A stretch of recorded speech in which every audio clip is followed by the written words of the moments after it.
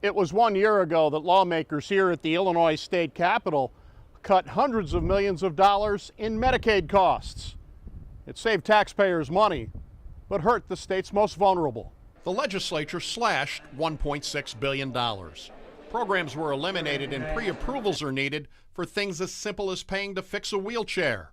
Pre-approvals that can take as long as 60 to 90 days, even for minor repairs. If you use a wheelchair, and if that's the only way you can get out of bed and go about your day, 60 to 90 days is a really long time.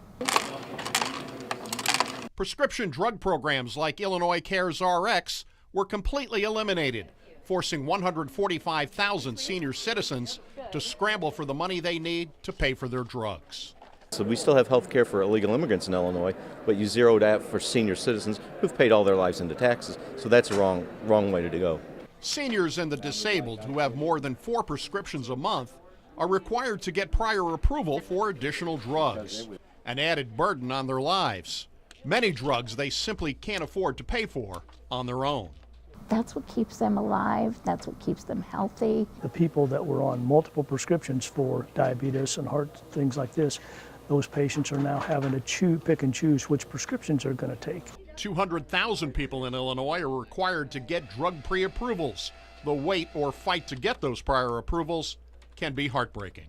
She was crying on the phone because she couldn't figure out how she was going to pay for this one medication, which helps her breathe. I understand they're trying to weed out the people who don't need this program, but there should be different ways to do it besides taking it out on all the people who do. Martin Fleming of Mattoon has HIV.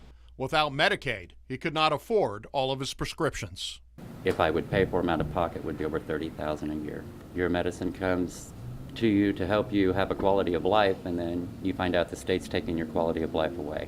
For Martin, not taking all of his prescriptions is not an option. Automatic death. Martin has received help from a pharmacy and a hospital in obtaining the prescriptions he needs. At this point, with the state still billions of dollars in debt, there is little hope of legislation to add money back into Medicaid for those who need assistance. Illinois taxpayers saved hundreds of millions of dollars, while the state's poorest and most vulnerable paid the price. At the state capitol, I'm Doug Wolfe reporting for the I-Team.